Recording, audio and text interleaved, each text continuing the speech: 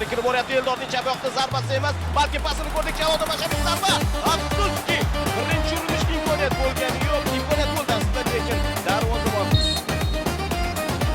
Sharipov o'tib ketdi. Odil Ahmedovga qoldirdi. Ahmedovning zarbasida joyida o'rna o'tdi va Qatarga golni bekor yetmadim. O'shanga o'xshash zarba, o'shanga o'xshash gol. Uchrashuvning 15-daqiqasida hisob ochildi. Degan bo'lardim. Endi mezbon jamoa Barmolniga qarab yurishga intiladi, lekin afsus Toshkent. Sani aytib o'tgan bo'lardim. Terma jamoamiz yana gol urishiga men shubha qilmagandim. Ammo boshqa 51-daqiqa hisob o'zgarmoqda. Aytrak zarbaga Odil Ahmedov o'ylab o'tirmasa to'pni deb yubordi. Shomurodov yutib chiqardi. Shomurodov 1-1 qolib qochib ketyapti. Darvoza bo'sh. Tip. Qanday? Yo'nalish ochib oldi. O'ynatish qo'rqoq yo'q. Vur. Bo'ldi. Bo'la.